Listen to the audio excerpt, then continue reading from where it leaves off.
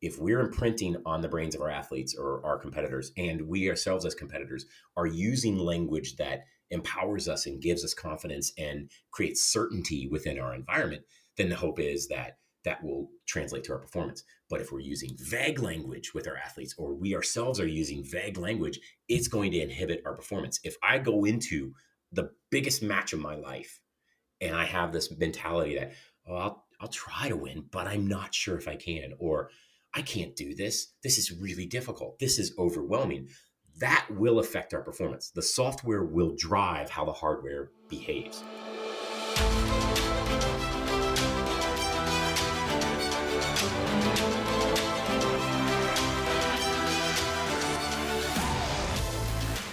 Welcome to the Cutting Edge Coaching Podcast, where we believe coaches are some of the most important teachers and leaders in the world, and they deserve to be supported. I'm your host, Luke Gromer, and every week we're bringing you conversations with coaches, experts, and leaders from across sports that will give you practical ideas and strategies that you can apply in your coaching to develop high-performing teams and high-character people. Coaches, I'm excited to welcome Coach Reed Maltbie to the podcast. He has a master's degree in sports psychology and early childhood development. He has dedicated his life to creating the best environments for athletes of all ages to achieve peak performance on and off the sports field. Coach Reed has implemented training programs with all types of sports organizations: Gaelic Games Association, U.S. Sailing, USA Hockey, USA Swimming, Ontario Volleyball, U.S. Olympic and Paralympic Committee, Soccer Canada, and PGA of Canada, to name a few. As a former Division I athlete, Coach Reed is no stranger to the impact of language in eliciting peak performance. He shared his own experience with the power of words in his 2015 TEDx talk, Echoes Beyond the Game, and has contributed educational content to hundreds of media outlets, such as the Huffington Post, NBC Sports Engine, ESPN Radio, and Sirius XM FC shows Coaching Academy and Beyond the Pitch. A seasoned public speaker and motivator, Reed has also published multiple coaching resources, including a chapter in the textbook Youth Sports in America, and the coaching program and tool cards, Positive Discipline Tools for Coaches, which was released in 3 languages. The essential work he has done through keynotes, workshops, webinars, and courses in the sports space has supported hundreds of thousands of athletes and tens of thousands of coaches on 5 continents. Today, he resides in San Diego, California, with his wife and 3 kids, where he continues to serve the sports community while developing programs that help everyday competitors unlock peak performance in their respective fields through his new venture, Everyday Excellence. In this 2-part conversation, we dive into Coach Reed's new book, The Spartan Mindset, Mastering the Language of Excellence. We dive deep into the impact of words on performance, including 3 types of words we can use as coaches: words of peril, words of power, and words of transformation, and lots more. As always, if you enjoy the podcast and want to grab a free PDF of notes from this episode or any episode of the podcast, go to cuttingedgecoach.com/podcast or click the link in the show details to download the free notes. And finally, if you're interested in a 5-month mentorship program, check out the link in the show details. And finally, if you're interested in a 5-month mentorship program with me, check out the link in the show details. Spots are limited. Now to my conversation with Coach Reed Maltbie. Enjoy the show. Coach is really excited to be joined by Coach Reed Maltbie. Coach, I appreciate you taking the time to talk with me today. And I would love it if you started off the conversation and just shared a brief kind of coaching bio of your journey, your experiences in coaching and what has led you to where you currently are. Sure. Excited to work with you today and meet your audience. So I'm Coach Reed. I started coaching when I was 16, actually. So I was a player and a coach at the same time. I went out and got a master's in sports psychology, pretty convinced I was going to be a coach. For quite a few years, it was a hobby because I didn't see the pathway yet to make a living out of it. And then, in my 30s, I went back and got a master's in early childhood education. And those 2 degrees combined really shaped my approach to coaching, my philosophy, and some of the science I use behind coaching. And that was kind of like a seminal moment, because shortly after that, my wife had a what if moment with me and said, what if you could coach full time? What if you could make an impact? 2015, she had another moment with me where she talked me into sharing my story with the world and how I felt through a TEDx talk. And that put me in a completely different space. Since 2015, I've been coaching coaches in organizations. I still worked with athletes all the way up until this past year, but primarily started focusing on helping coaches create better learning environments. And I really focused on three things: learning, language, and leadership. So how are we setting up these learning environments for athletes to learn more effectively and then apply the learning into context and games? How do we communicate with each other and with ourselves, and how that affects our performance? And then again, leadership is just who's leading us and how are we leading each other, and those the methods and principles behind leadership can affect how a group of people at peak. And then I've got a book coming out, so that's the Yeah. journey to now. Let's talk about that. That was my next question. You teed it up. Is tell us about your book that's coming out, the Spartan Mindset. Happy to. I've began to dig into it. Tell the readers what it is, why you wrote it, what the purpose of it is. Sure. So Spartan Mindset is, I wrote it on a challenge from my son. Actually, I was working on, at the time I had a workshop that was probably my most popular workshop, called Warriors Not Winners. And it was the idea of creating these daily, everyday excellence competitors and doing away with that win at all costs mentality. So driving competitive mentalities into athletes and creating these resilient, uh, self-developing, self-paced, independent solution finders within sports. And I was doing a presentation on language and how it affects the brain. And my son said, "You should write a book." So that's where it came from. But it's 30 years. It's all of my years of coaching. It's all the mentors I've worked with. It's all of the situations I've been involved in that I've seen and learned from. And then it's all just been poured into this book. It's my heart. The book is called The Spartan Mindset. It's actually about language. It's mastering the language of excellence. And so each chapter is a word or phrase that are typically used in high stress, high performance situations. And then I break down whether that's a power word or a peril word. So a word that, helps our performance, or a word that actually can prohibit peak performance. And then there's a final section called transformational words, which are words that are, when they're used in certain moments, they can transform the people and the moment, not just the performance within that. And each chapter, like I said, is a word. I open with a story about each word when it's been used at one point in time in history, and show its effect. And then we talk a little bit about the brain science behind it, the brain body connection, what that word is doing to us within the performance space, and then how we can utilize that word for better performance, or if it's a para word, how we eliminate that word or reframe that word and rewire a new word into our brain for performance. So it's a little geeky at times, but it's got a lot of cool stories I've picked up along the way. That's fantastic. And this is so much of what we're going to dive into. Let's start. I guess I'll just start throwing it to you broadly, talking about the impact of words on performance. I've watched your TEDx talk. Would recommend it for coaches. I'll add a link in the show details for coaches that want to watch it, and then obviously it's what you dive into in this book. But just start with a broad overview of the impact of words on performance, and then we can dive into some of those specific things you talked about, like the brain science, some of those things, and then even some of those words that you discuss in the book. Sure. So thanks for watching the TEDx. That was probably the beginning. I'd been talking to my wife a lot about my philosophy and what I was seeing and experiencing, my own experience as an athlete, and then as a coach with my athletes, and then what I was witnessing around me. And she said, "You have to share this with the world." And so the talk really centered around the power of our words as a coach, but it was very surface oriented. It was like, these words can elevate people and inspire people and motivate people, and they'll echo beyond the game. But I hadn't gotten deep enough into understanding how powerful words were. At that point, I just knew that the way we speak to our athletes was the legacy we leave. It's not the skills we teach, it's the words we use that imprint upon them for life. And then in the last, decade, almost decade, last 8 years, I really started to get into, so what are words doing to the brain? What is happening with me? What is happening in performance when I'm using certain words? Where the book came from, where Warrior Brains, the original presentation that sort of spawned the book, came from, is I started realizing, say this, not that type of mentality. Eat this, there's that book that was out, Eat This, Not That. I was doing say this, not that. So instead of can't, it's yet. Instead, Carol Dweck talks about it's yet. Instead of try, it's will. And the words really do actually have a massive impact on the brain, because our brain, if we look at it's not 100% true, but if we look at our brain like a computer, there's software. The hardware is the body. We can train the skills as much as we want in athletes and in our competitors, and we can put them in these high stress, high performance situations. and the body will perform. But at some point in time, especially at the elite levels, you see what separates elite athletes is mere seconds. And it's actually those 4 inches between ears, as everybody says. That's where the software matters most.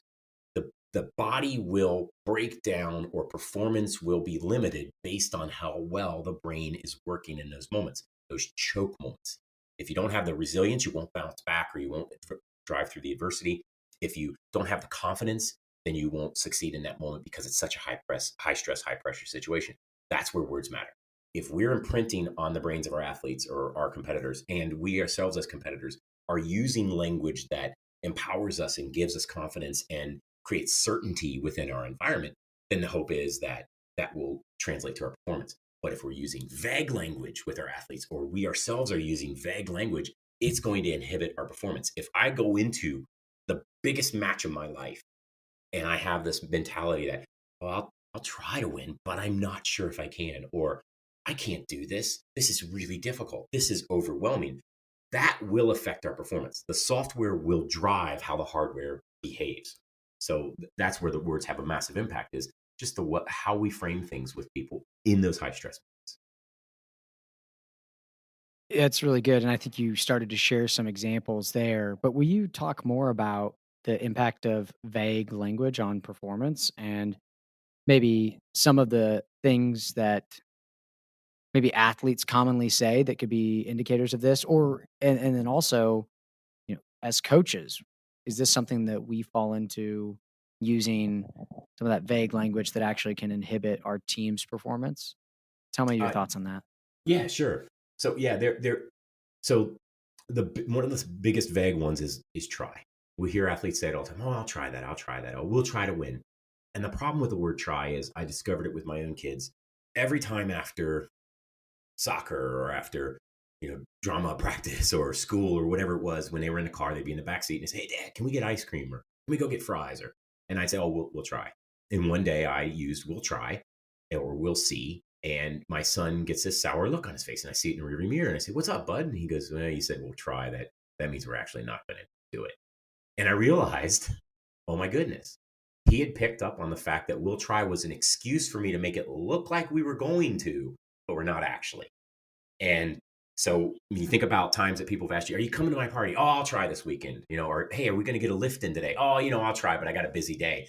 What you're doing is you are putting out into the world, and you're putting into your own brain that I'm going to give it my best, but it's okay if I don't actually make it. And so you create an opportunity for excuse. You create a vague future. In those situations where high performance is required, where we need to break through the stress and we need to come physically at our best, you need those more certain words. You need to eliminate words like try, and it's I will do this. We will do this. This is possible. It's not if we win, it's when we win, or if I get this opportunity. No, when I get this opportunity, when I have this opportunity, I'll do it. Yeah, I'll take advantage of it. And so creating that certainty, the brain wants to have that certainty to be able to perform at peak. If it doesn't have that certainty, then it's going to affect how the neurons are firing. It's going to affect how the body reacts to it. There's research out there. My first master's in sports psych my thesis was on imagery. And so there's research out there on athletes like Jean-Claude Keely, who they put electrodes on Jean's thighs, and then they ran him visually through the race courses. He was a downhill skier, and they'd run him visually through the race courses. And what they showed was that the electrodes were showing innervation in the muscles. So the muscles were actually firing just from visualizing the race. He's sitting in a chair. He's not on skis. He's not on the snow. He's not actually in a race. And yet his muscles were reacting to what the brain was doing. So if you've got certainty in your language, then your muscles react and fire properly. If you have uncertainty, if you're vague, are those muscles even firing? So think of the words like that visualization piece. The reason why visualization works is it's very clear, it's very context driven, and it's very specific. So they might even say, you can feel the cold on your face. You can feel the wind whipping by your ears. You can feel the edge of the ski get into the snow and start to drive you to the left. Creating that very specific, certain language is what's causing the muscles to fire. So it stands to reason. If we use language about our outcomes or about competition that is certain, then we are prepping the body, mentally prepping the body to be able to perform. That's really good. You talked about some of the words and phrases you use in the book, and you talked about words of peril. What was the second P? Power. Power, and then transformation. Let's just talk about those three categories a little bit. Let's start with some words of peril, and I think you've been hitting some of them as far as some of this vague language. But would you talk about some other words of peril that you see or hear coaches commonly use? Yes, I'll use the most dangerous one that I've used in my career, and that was used on me, and it's the word but. I always say that butt's the stinkiest part of the conversation because we forget everything good before it. We only smell the stench of what's said after it. And the reason why it's that way, and I tell a story in the book about it. And to be honest, I honestly do not remember everything that was said before the word but. So, but for the sake of the story, I say, oh, the coach said this to me and this to me, this to me and this to me, and I don't. When I got home that day, when my mom asked me, I was devastated because the coach said something nice. You're a good basketball player. This is, but, and then cut. So all I remembered, I didn't remember what this coach said about me as a basketball player person. All I remembered was, you're not good enough, or he said I had a bad attitude. You have a bad attitude. So that's what I took away from that conversation. All the good was destroyed. And I realized as a coach, we do that a lot. We might say, we call it, it's the compliment sandwich. But the problem with the compliment sandwich is a lot of times we use that word but. And but is a trigger word in the brain of most people that says, shift gears from whatever was being said now. What's going to be said next is the opposite. But is a word that creates that contrary, right? So it's like, oh man, you're such a lovely person, but I'm not really up for dating right now. Positive, you're a lovely person. Negative, you're not my person. So when we use but in coaching contexts, what we're doing is we're setting up that contrarian opportunity for athletes. So we're eliminating anything good we've said. And what they will do is they will remember and latch on to everything that was said after the word but. So it eliminates the sandwich concept. What we need to look at is removing the word but and using language like and. So I could say to somebody, hey, that was a really good effort, and we still have one or two more things we can work on. What I've done is I haven't put the athlete down. I've told them there's stuff we still need to do. I haven't criticized the athlete, but I did acknowledge that even though it was a good performance, there were still some things we could work on. And again, another word we used, we. Like, I'm here with you as your coach. I'll work with you. So that's for me is one of the most devastating, and I still use it. And where I notice it most is when I write emails now. I try very hard. There's the word try. I will work very hard during emails to see, it takes forever to rewire the brain. I will work very hard when I'm writing emails to make sure I eliminate that word but, so that people remember what I've said before it, or they combine what I've said before it with what comes after it. So it becomes a compounding effect. Let's see. So power words. One of my favorite power words is probably will. And, there's some really good ones in there, but will, one of the reasons I like will is because I tell the story of John F. Kennedy giving, I think it was at Rice University, giving the speech about how we will put man on the moon by the end of the century, or man on the moon by the end of the decade, or whatever it was. What you have to understand is only like 50 years prior did the Wright brothers actually take flight. It wasn't a long time frame from when we actually finally figured out, hey, we can actually get in a contraption that carries us through the air like a bird. And now this guy is going to tell an entire nation, we're going to put somebody on the moon. We're going to leave our own we're going to leave our own gravitational pull. We're going to exit our atmosphere. We're going to fly across an empty vacuum and land on a completely different rock. Really? So, but he didn't say, if we could put a man on the moon, or I hope we can put a man on the moon, or we're going to try to put a man on the moon. No, he said, we will. And he used will. He carried it throughout the speech multiple times to create that certainty in people's brains. And then he went out. Here's the thing about power words. I'm going to give you a power word, and then I'm going to scaffold you to make sure that you succeed. So I'm going to supply the knowledge and the tools and the skills and the techniques to help you get there. So he used will in that speech, and I got a whole nation fired up. And then he turned around and got funding for NASA and got the right scientists. And so he put all the other pieces in place. And that's why will is such a powerful word. When we use will, we're giving somebody a certain future. You will be able to do this. You will accomplish this. And I'm here right beside you. And I'm going to be here every step of the way. Let's get this done. And then the last one's transformational words. These are my favorite one's love. And it goes John Wooden. There's a story about how he was working on a book and they submitted it to the publisher, and the publisher came back and said, "We love the book, but here's the but word, but we can't publish it with the title it has." Why? What's wrong with the title? Well, the title has love in it, and you're working with athletes, and we just don't think that's an appropriate word to use in athletics. It's not a macho word or whatever. And John Wooden said, "Well, then take my name off the book because that's how I've always coached." So the original OG great coach that everybody references, which he was, feels that love is important in sports, then that could possibly be the most powerful word we have. Love is a transformational word. And the story I tell at the beginning of the chapter shows what it can do to a human being. If you tell an athlete how much you care about them, how much you believe in them, and how much you are there to support them, whether they perform at their best or not, whether they win or lose, you still care, that unconditional piece. It's a transformational moment because it's something they carry for the rest of their life. As much as I remember being cut with the butt word, I also remember the times that coaches showed me how much they cared about me as a human being. Those were the coaches I performed best for. That's powerful. Yeah, and I would agree. My experience is similar. The coach or coaches I knew uh, that they loved me, got the most out of me. The ones that were willing to say it and express it. Yeah, I think it's important that we don't assume, regardless of how maybe transformational we're attempting to be in our actions, that we don't leave it up to assumption. That we communicate it clearly, that we care about you. I love you. I'm here to help you, to serve you, to help you grow. That I'm here ultimately. That I'm here for you.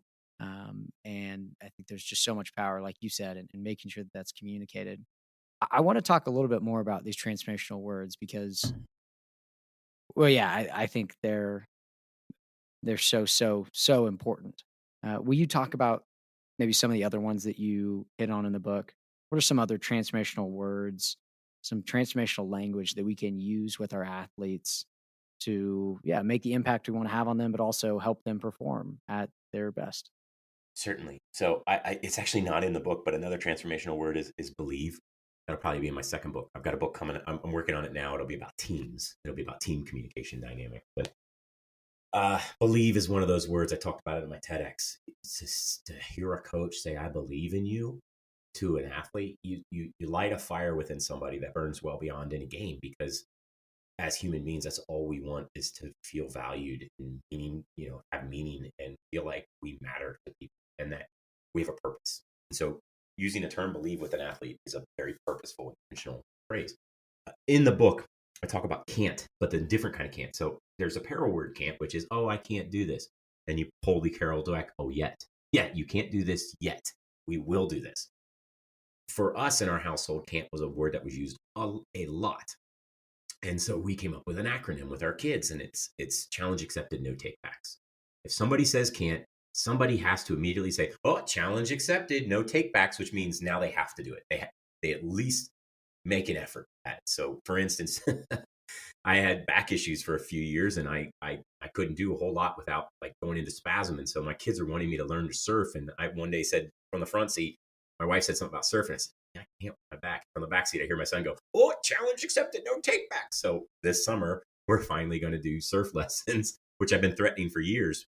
But attached to that was I got back into lifting for the same reason. My 17-year-old son wants to be a bodybuilder. The kid's cut from marble. He's absolutely just physical specimen. And he's like, "Dad, you're going to lift with me." And I said, I can't lift a milk bottle without worrying about my back going out. What do you mean, buddy? And now he's got me under the bar again, lifting like crazy. And we bring up can't all the time. Is this a heavy weight? This is a heavy weight, but there's no can't. Challenge accepted, no take back. I'll spot you. We've got this. Let's do this. So can't is a very, in our family, it's been a transformational word because it keeps somebody into that Spartan mindset of always growing, always getting better, always adapting and overcoming or bouncing back through adversity. And so for us, challenge accepted, no takebacks is like the perfect explanation for how we need to embrace that Spartan mindset or ethos. Another word in there that we used is unlucky. And that's a very controversial word. I call it a transformational word only because a lot of people just absolutely dislike unlucky. I can't count the number of coaches. I threw it out on Twitter a couple weeks ago and just flaming me for using it. And the reason that I claim that and somebody said, convince me otherwise. The reason that I claim it's a transformational word is because some people say, oh, saying unlucky just takes the power out of everybody. Like, well, it wasn't luck, had a bad performance, or it wasn't luck. There's actual skill involved. My use of the term unlucky was like, dude. It was like using the word dude. There was a point in time in our language development as a nation, in the US at least, where dude was like a universal word for anything. Is there a guy in the closet? Dude. You ate my last piece of pizza. Dude. I'm so excited to see you. Dude. So same thing with unlucky is we started to use unlucky to change moments within our sporting context with the teams I worked with. When a mistake was made, that athlete could either be stuck in the quagmire of that mistake and just standing there in this quicksand, not moving forward because they're so focused on, oh, I made this huge mistake. So it was so much easier for me to get them to move on. It was a trigger word to hit the reset button and move on from it by saying, unlucky, unlucky. In other words, listen, you made a mistake. It's okay. I'm not going to criticize you. You shouldn't be criticizing yourself.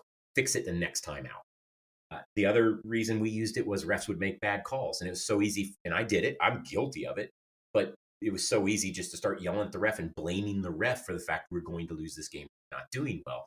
But in the process of me getting upset about it, what happens to my players? They feed off me. We're the most influential voice in their heads during any performances. So if I'm upset with the refs and I'm complaining and throwing a fit, what's happening to them? They're going to start doing it too. And then all of a sudden you have a field full of people going, oh, come on, we're getting cheated here. And then you see it happen. And it's like, it's coming from the sidelines. They're feeding off our energy. So I would use unlucky for two reasons. I would use unlucky to say, yeah, I saw it. It was a bad call. There's nothing we can do about it. So just keep playing the game. And it's a lot shorter than saying that, than trying to explain to my athletes, keep playing, let it go. Other reason I use unlucky is the old Al McGuire trick. Al McGuire, who coached basketball at Marquette, used to say, when referees would make a mistake, knew him so well, because college game, they get to know the refs.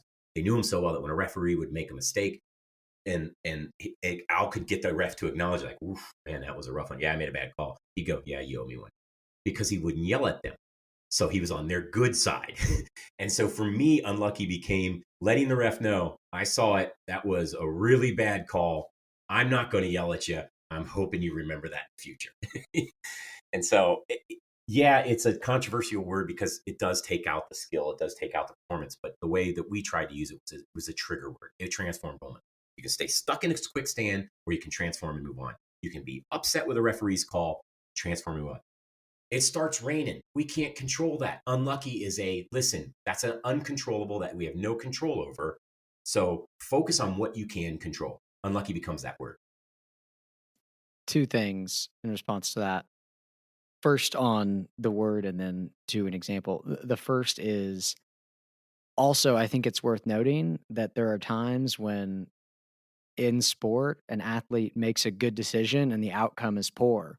Like they saw the right pass and they attempted to make it and they just didn't connect it. Or like they send it over the player out of bounds. Like whatever it may be. They really, I mean, it was a good decision. They should make that decision every time and the outcome was poor. Like we want them to keep making it. Sometimes, but hey, that's unlucky, but make that again, right? Just for them to know, like that's what we want to do, even though the outcome wasn't what we wanted it to be. So that was one of the things that was triggered in my mind when you were talking about that, just from a really practical performance standpoint too. Hey, that was the right pass, just an unlucky outcome there. And then I was curious, have you seen the George Kittle interview when he talks about the reset button that he uses? I have not, but I'm fascinated with reset buttons. So Yeah, please you need to enlighten look me. this up after our conversation. He was doing an interview with a reporter, maybe a post game or something. I don't know what it was, but he was talking about how he wears tape around his wrist and he draws a red circle in the middle of the tape on his wrist. And literally after every play, he just hits the reset button. It could be a great play, it could be a terrible play. He just hits the reset button. And he just was sharing why he does it. And I think he even talks about, he worked with a sports psychologist that had recommended this to him or something. Maybe I'm off on that, but my mind, I think, is remembering that. And it was just really simple and practical. And I loved it. I was like, man, what a powerful tool that any coach could give anybody that they coach. Hey, like you're gonna wear some tape, draw this red circle on it. This is your reset button. You know when you need to hit the reset button, so hit it whenever you need it. And when you hit it, come back to this moment. And so I just love that. And I was thinking of that as you were talking about, hey, something has happened that we didn't love, but let's reset. Let's come back to this moment. So much power in that. And I know as coaches, the most frustrating thing is when it's clear our athletes or our team isn't focused on what's right in front of them and it's impacting their performance. Yeah. I love that. I love that. That's so awesome. I became fascinated, and so shortly after my first Masters, because that came up, and then of course, golf is not a game of perfect. I'm going to blank on his name. The sports psychologist who wrote Golf is Not a Game of Perfect. Anyway, he talks about reset buttons in golf and taking that moment to step away. Because I became so fascinated. It's funny. I for a while there wanted to create a little button that you could carry on your golf bag. So when you hit a bad swing, you just go back and press the reset. So I think it's awesome that George Kittle's doing that. It really does. In a word, can be that. Richie McCall he was a very famous example when games would get really hectic for the New Zealand All Blacks. You'd see Richie actually stop and stamp both feet into the ground and close his eyes. And when people would ask him what he's doing, he had a mantra he would use that would draw him back into the moment. The past is the past. The future hasn't happened. What matters right now is the present. And so it got him grounded back in the moment amidst the chaos. So that was his reset button. It's such a powerful technique that not just in sports, people should be using in general. I mean, when you play video games and you're having a bad game, how many times, because I did this all the time. I played Tiger Woods golf way back in the day, and I loved it. And I always wanted to ace every hole. Like I wanted to have the perfect score. And so I'd get into a round, and if I had like a bogey or two bogeys in a row, I'd reset, start that match over. We do it in video games. Why in life can we not say, oh my gosh, I had a really bad day. I got to hit the reset button and show up as a different person tomorrow. It's a new game tomorrow, because we carry that to the next day if we don't. And the most abusive, unfortunately, the voice that should love us the most is ours, but it's usually the most abusive voice in the head. So if we don't have a reset button, we're going to show up tomorrow with that voice just pounding us for the mistake we made yesterday. This is true. This is true. And I got into golf for the first time last summer, and I am still not very good yet. And the word that I'm trying to use on the golf course is fascinating. I'll hit a bad shot. I'm just like, that's fascinating. Yeah. And instead of just getting super pissed off and frustrated, I'm trying to be fascinated when I hit some really terrible shots.